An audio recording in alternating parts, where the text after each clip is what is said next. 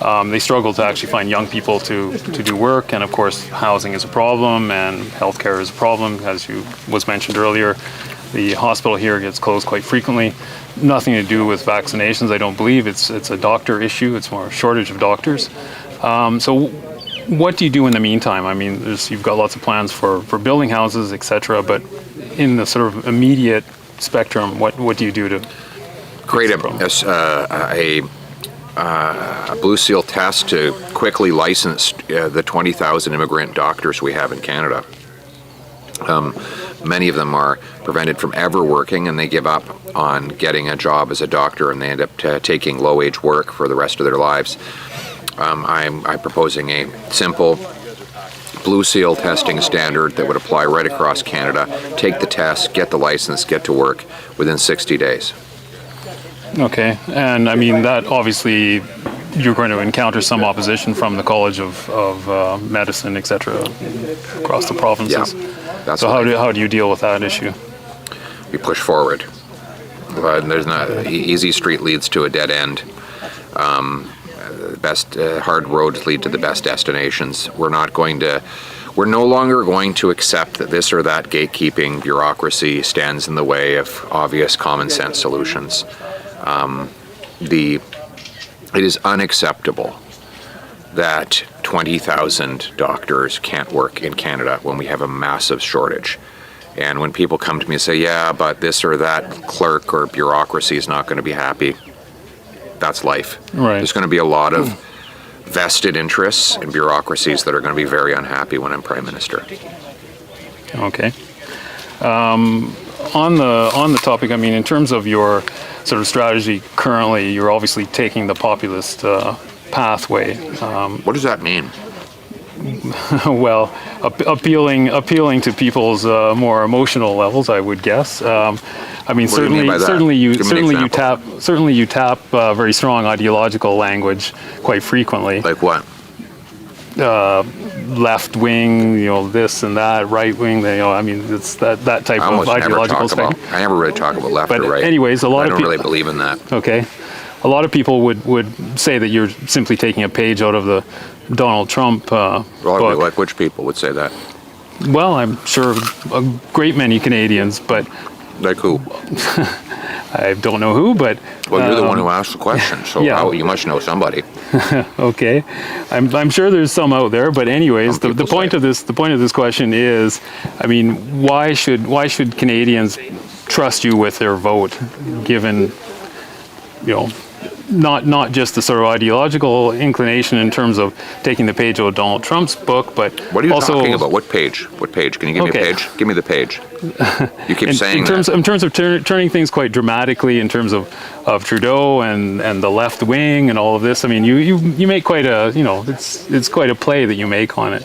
So I'm not sure. I don't know what your question is. Okay, then forget that. Why should Canadians trust you with their vote? Common sense. Okay. Common sense for a change. We're going to make common sense common in this country. We don't have any common sense in the current government.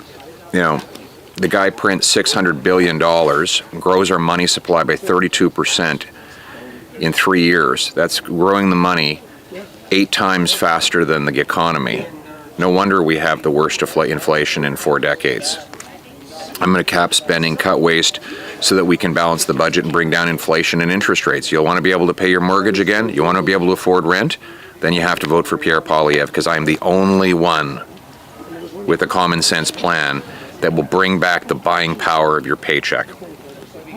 Second, I'm going to make work pay. Right now we punish work. They're asking, why doesn't anybody want to work? Because work doesn't pay. Why would you work when you get punished for working? Our country now punishes work. You make it, Trudeau takes it. I'm going to cut taxes so people bring home more of each dollar they earn. Housing. We have the fewest houses per capita in the G7. Why? Too much bureaucracy.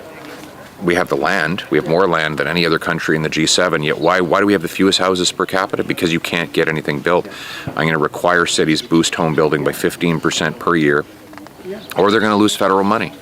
But those that beat my target will get a bonus. So we reward good behavior and punish bad. That's common sense too. We're also going to bring home safe streets. People are going to feel safe in Kelowna.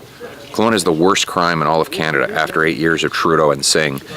And I'm going to get rid of I'm going to bring in jail and not bail for repeat violent offenders, treatment and not decriminalized crack to bring our loved ones home drug-free. And we're going to secure the borders to keep illegal guns out while protecting the rights of lawful, licensed hunters and sport shooters. Going back to the drug issue, are you looking at to put any money into treatment? Because that's obviously one of the big things identified. Absolutely. I think that's a great idea. It's the only way out. Treatment is the answer. We need to bring people into beautiful treatment facilities. I think of one facility I visited in Winnipeg recently, where the father of a young man who died of an overdose has created a beautiful facility where they separate the addicts from their addiction, counseling, yoga, sweat lodges for First Nations, a fitness program, a job placement after they leave, and they're building housing right attached to the facility, so that when they graduate, we don't just throw them back out on the street. We put them in supportive housing where they can come back, get some exercise in the gym, see a counselor, and mentor incoming addicts so that they can have a nice, smooth runway to lift off again into a drug-free life. This is obviously going to cost quite a bit, and there's staffing issues involved in this, presumably. Yes. So my plan on that is I have a dollar for dollar principle. Every new dollar I spend will have to be matched with a dollar of savings. So I'm going to cut the money that Trudeau government is spending on giving out high-powered opioids. They call it safe supply. It's now clear that it's just being diverted and sold to kids to profit drug dealers and pay for fentanyl. Since this experiment began in BC, we've seen a 300% increase in drug overdose deaths, and 30,000 have died nationwide. I'm going to get rid of that program, put the money into treatment, not new drug handouts. I'm going to stop funding activists and bureaucracies and put it into frontline treatment. And finally, I'm going to sue the big the corrupt pharmaceutical companies who caused the crisis in the first place by flooding the market with OxyContin, which ultimately caused people to become addicted right across North America. The Americans have now recovered $54 billion. We've covered almost nothing in Canada. So I want to recover those billions and put that money into treatment. Okay, and just going back to cutting taxes and whatnot, where would you do you have any targets already in terms of where you would make cuts? Defund the CBC, save $1 billion, get rid of the ArriveCan app, reduce the monstrous contracting out, stop sending our money to foreign dictators, to terrorists, and to international bureaucracies that waste it on themselves, and bring that money home. We're also going to cap spending so the government doesn't grow, and we're going to use the savings to lower the debt and the taxes. And who are the dictators and terrorists that Canada is currently giving money to? Well, President Xi in China gave $250 million to the Asian Infrastructure Bank, which is building pipelines that we don't allow to be built here. He's building them in Asia, bridges, other Asian projects that are designed to reestablish the ancient Silk Route of the Chinese Empire. Why would we pay to establish some kind of imperial silk dynasty with Canadian tax dollars for a communist dictatorship? It's insane. So we want to stop these kinds of giveaways and bring the money home to our own country and our people.